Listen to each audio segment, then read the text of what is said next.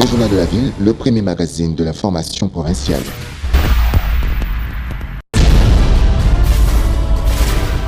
Tout de suite, le journal.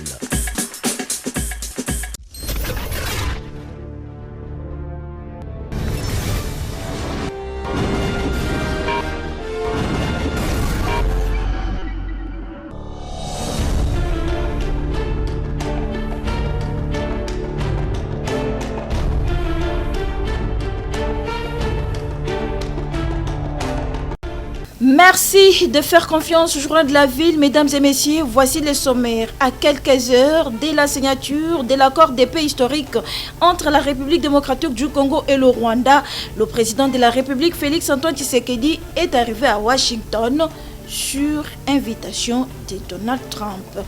C'est tout pour les sommaires, mesdames et messieurs. Encore une fois, bienvenue dans ce journal. Le Journal de la Ville, le premier magazine de l'information provinciale.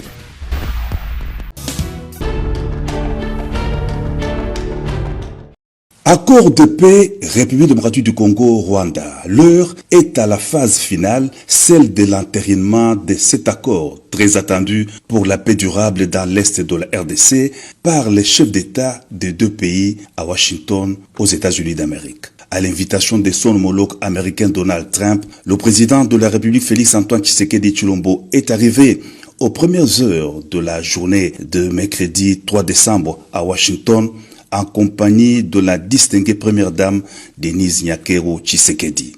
La communauté congolaise des États-Unis d'Amérique a bravé les heures tardives et le froid pour réserver un accueil chaleureux au chef de l'État.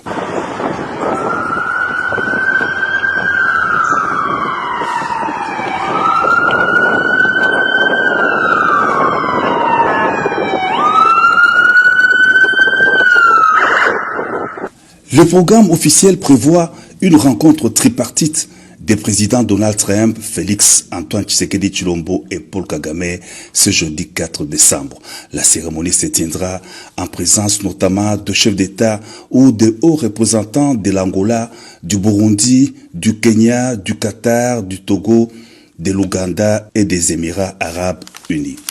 Depuis plusieurs mois, Washington s'est impliqué dans la recherche de voies et moyens de restauration de la paix et la stabilité dans l'Est de la République démocratique du Congo, extrêmement riche en minerais critiques. À Washington, le président de la République est venu apposer sa signature sous les bons auspices du président des États-Unis d'Amérique sur l'accord qui vise à mettre un terme à la guerre sanglante dans l'Est de la République démocratique du Congo et à sauvegarder la souveraineté et l'intégrité territoriale du pays.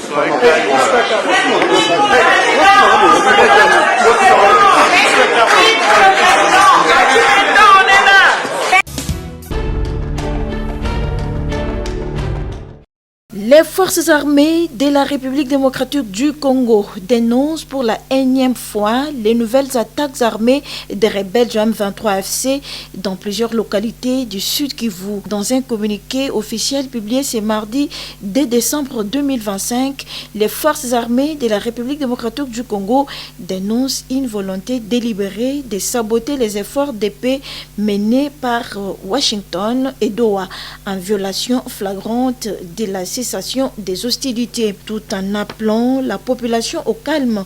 Les FARDC affirment avoir pris toutes les dispositions pour rétablir la paix dans l'Est de la République démocratique du Congo.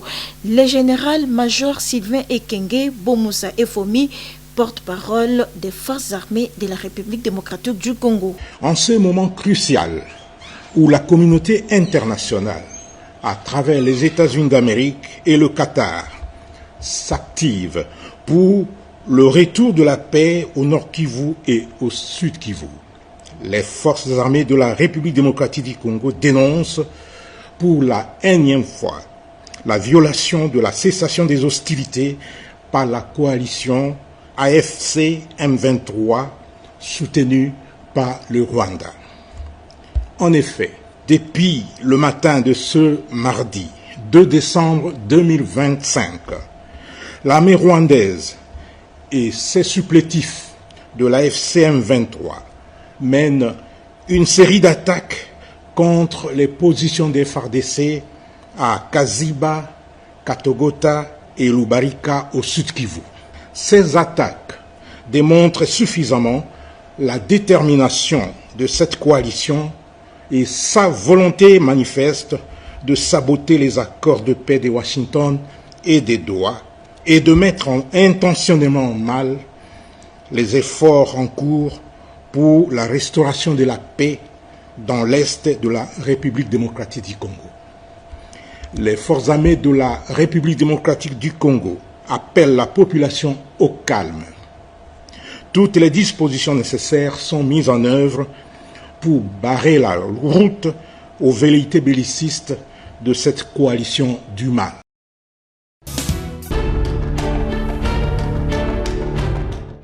Un pas décisif vers le retour de la paix. Un groupe d'ex-combattants de la milice Mobondo a procédé ce mardi 2 décembre à la remise volontaire de ses armes au vice-premier ministre, ministre de l'Intérieur, Sécurité, Décentralisation et Affaires coutumières Chabaniluko Biango Jacquemin.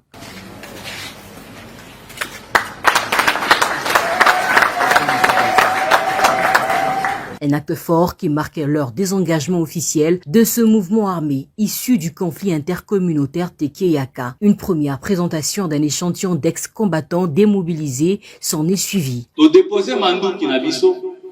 Pour Kimia Oyo, président de la République Félix Antoine Tshisekedi Asengi, ezala effectif na plateau Mobimba.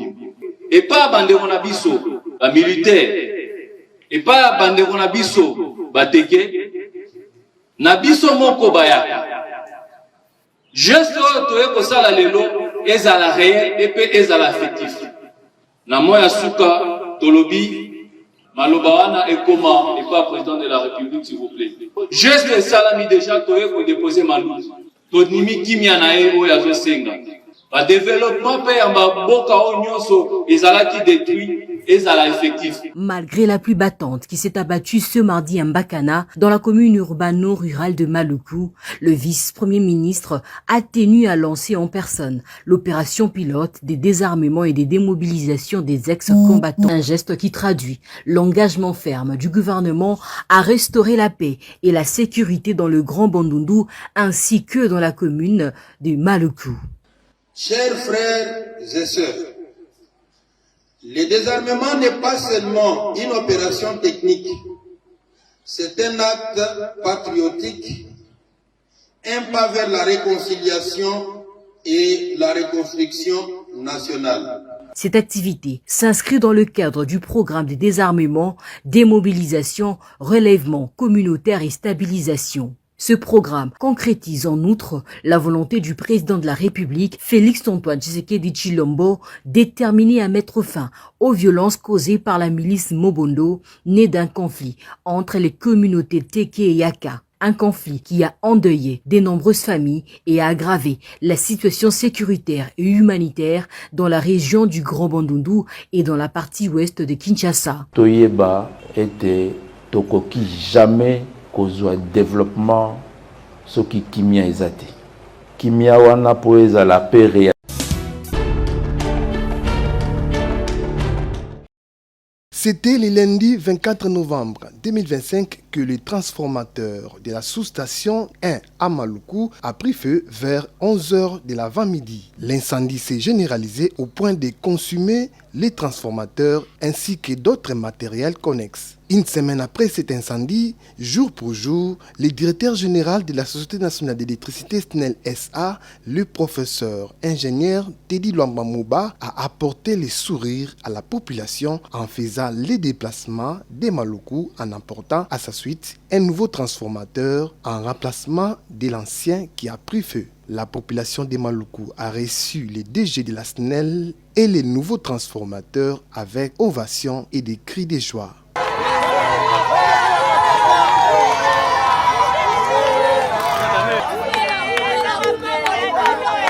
Sur place, l'ingénieur Teddy Lwamba Mouba a procédé à l'inspection des lieux avant le début des travaux de remplacement du nouveau transformateur. Le lundi de cette semaine, nous avons connu un acte de sabotage, forcément sur notre sous-station. Il lui fallut que nous passions pour constater cela, mais aussi répondre en apportant une solution. C'est pour ça que nous sommes venus avec le nouveau transformateur qui sera dans la zone pour permettre de réalimenter le quartier ainsi que toutes les activités économiques qui sont là. Ça fait suite à l'accompagnement de la vision du chef de l'État Félix Antoine Tshisekedi. La durée des travaux est estimée pratiquement à 7 jours. Ça veut dire que toutes les équipes ici vont se mobiliser. Il y aura un campement qui sera permanent ici. C'est vrai que nous sommes en train de le faire en toute réactivité parce qu'il s'agit de satisfaire non seulement notre clientèle mais aussi les besoins de la population. C'est à ce titre-là que nous avons un produit commercial qui est à la fois économique et social que nous avons fait en toute célérité. À cette même occasion, Teddy Luamba Mouba, surnommé l'homme du terrain, rassure la population de la détermination de la SNEL SA à garantir une desserte stable et sécurisée pour les fêtes de fin d'année. La SNEL est en train de faire le nécessaire. Vous avez vu que nous avons lancé la semaine passée avec le ministre en charge de l'électricité une vaste campagne d'assainissement ainsi que de remise en conformité de notre réseau. Et je peux à ce titre-là donner cette information et confirmer à la population qu'ils auront la desserte en électricité qu'il faudra pour accompagner les festivités. La population a pour sa part exprimé sa gratitude envers les chefs de l'État Félix Antoine Tshisekedi Tshilombo et les DG de la SNEL SA pour la rapidité avec laquelle les réponses sont désormais trouvées au problème de l'électricité.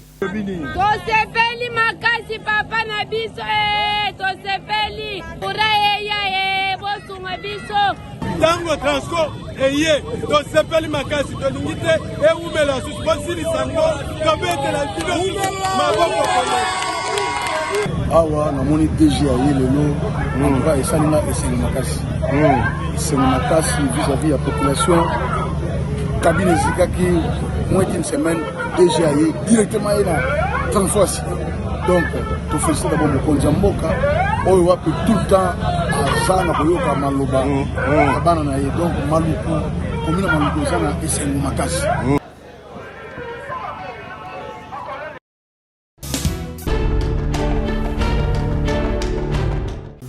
Changement au sein de la fondation El Kembo. Son initiatrice, l'ambassadrice de la paix aux États-Unis d'Amérique, Lauriane Kembo, résidente en Suisse, vient déplacer sa confiance à Don Okoma Onyumbe dit Lumumba, désormais directeur exécutif de la dite fondation. La cérémonie de remise et reprise a eu lieu ce mardi 2 décembre 2025 dans l'enceinte de la fondation entre le président du conseil d'administration, Léonce, et Don Okoma Onyumbe, directeur exécutif. Basée dans plusieurs pays d'Afrique et de l'Europe, la fondation El Kembo vient en aide aux personnes vulnérables, les plus démunies et intervient dans plusieurs domaines, le développement et l'entrepreneuriat. Don Okoma Onyumbe dit Lumumba, directeur exécutif de la fondation El Kembo. La fondation Kembo est pour la kosunga baiko bazano bapasi. Mais au-delà na yango azali pe ko travailler na ko etali développement ya mboka parce que ndeko koyeba na ba domaine d'intervention na ye azali na o etali masolo entrepreneuriat azali na masolo etali éducation formation pe bilenge et azali pe na ko etali mingi santé na bien-être ya population donc ezali na ba domaine ebele o ezali ko intervenir yango fondation El Kembo na mikolo koya bokomona mise en application, mise en œuvre et projet belé autre bakosala. Bientôt, Lauriane Kembo, présidente de la fondation qui porte son nom, sera à Kinshasa pour la présentation de nouveaux dirigeants et lancer des différentes activités. Kasi tozali pe komi lengele na boye inaye kati mesika mboka oyo bisikani na koya pour que aya komona bakambi ya sika ya fondation El Kembo mais aussi aya pe pona ko poser ba acte na toujours à poser ba acte humanitaire et pas ya bana na ba orphelinat et puis pas ba déplacés de guerre. Tout ça comme ça ma bana kin que masolo bandi et na bana nyonso ya Congo parce que quand on est bobi fondation El Kembo et ko zala implanter bisika nyonso yango pezali vision ya mwana mboka ambassadrice Lauriane Kembo, c'est-à-dire fondation et zala na ba commune nyonso pe na ba province nyonso. La fondation El Kembo, prête pour les actes de générosité, est toujours debout pour le développement et le bien-être de la population congolaise.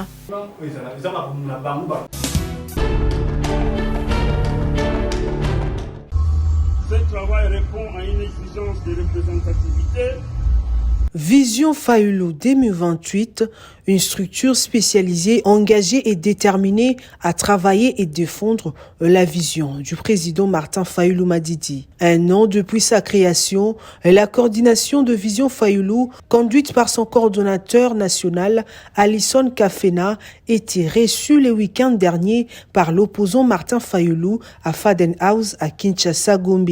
Il était question au cours de cette audience, à l'occasion d'une année de son existence, évaluer leurs activités réalisées pendant ces 1 an avec comme objectif principal intensifier les actions de terrain dans le prochain jour. Dans cette délégation, il faut également signaler la présence très remarquable du cordon Vision Fayulu, ville de Kinshasa, maître Roger Boulaboula. Très satisfait, Martin Fayulu a encouragé les autorités de ces structures d'aller de l'avant et de travailler dans un esprit d'équipe et d'unité. Le dimanche 30 novembre 2025, l'homme de la ville est calme.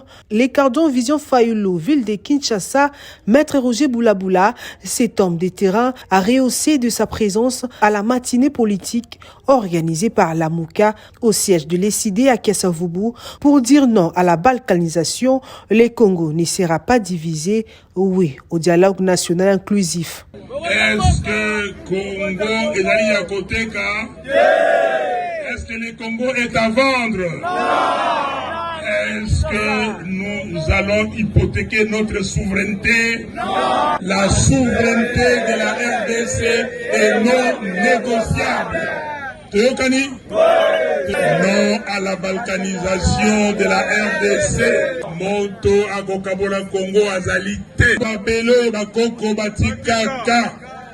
Batikeli Kasavubu Lumumba. Bazuni panda baye siko biso tozali awa pona kotikela bana na bakoko lio bakoya lobi. Est-ce que tokotika mabele ekende? Tokotika yango ekende? Tolobi nini? Oui au dialogue national inclusif. Elingi koloba ke bana ya mboka fo basangana basolola. Masolo eleka bango nyonso liboke moko toyokana tolobela tolobana ba vérité tozali na moment moko décisif pona boka na biso oza likambo te ke yo za na ngambo boye o mususu na ngambo mususu te ezali likambo ya camp de la patrie okoki kondima te bakabola mboko ya na biteni okoki kondima te ozwa minduki okende kobundisa ekolo na yo okoki kondima te bandeko na yo bakufa.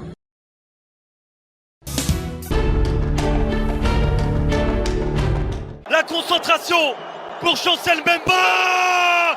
Chancel Mbemba qui envoie la République démocratique du Congo. À quelques jours de la prestigieuse compétition de la Coupe d'Afrique des Nations CAN Maroc 2025, le sélectionneur manager Sébastien Desabre a rendu public le lundi 1er décembre 2025 la liste officielle des 26 joueurs retenus pour défendre les couleurs de la République démocratique du Congo à la 34e édition de la CAN qui se tiendra au Maroc du 21 décembre au 18 janvier 2026. Comme à l'accoutumée, aucun joueur évoluant au championnat national n'a été convoqué par le technicien français. La sélection est composée exclusivement de professionnels issus des championnats européens et africains.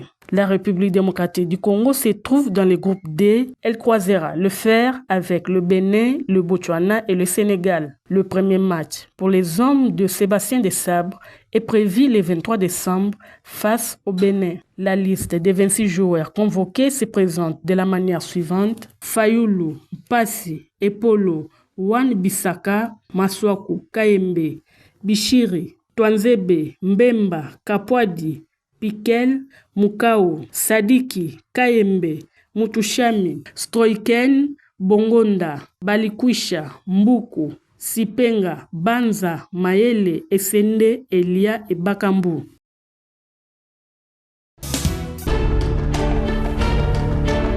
salle Mama Kilubu. Plusieurs cérémonies seront effectuées, entre autres recueillement, dépôt de gerbes de fleurs et témoignages. 9h50, messe à la paroisse Saint-Marc Kingasani. 10h50, dépôt pour l'inhumation au cimetière Immaculé, référence scellée antenne. Deboulmoké, caméraman et reporter, ainsi que toute la rédaction du journal de la ville, souhaitent ses sincères condoléances à la famille éprouvée.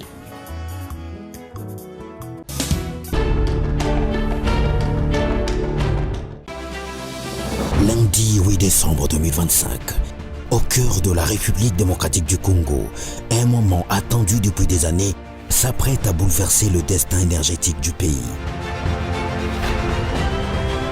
Sous l'impulsion du chef de l'État, Félix Antoine Tshisekedi Tshilombo, un géant endormi se réveille. Le G25 du barrage d'Inga 2, une machine aux entrailles d'acier, réduite au silence pendant trop longtemps. Mais aujourd'hui, elle respire de nouveau grâce à la vision du chef de l'État. Après une modernisation totale, après des années de doutes et d'ombre, le G25 revient, plus puissant que jamais. 193 MW déversés dans le réseau national, une onde de lumière prête à franchir Kinshasa, à réduire le délestage, à redonner espoir. Quartier après quartier, et alors que le soleil se lève sur le fleuve Congo, le président de la République va lancer officiellement cette machine stratégique, symbole de stabilité, de progrès et d'un avenir qui s'allume enfin. La SNEL SA veille plus que jamais sur l'avenir énergétique de la RDC. Prenez rendez-vous ce 8 décembre 2025. Le G25, une nouvelle ère énergétique débute en RDC.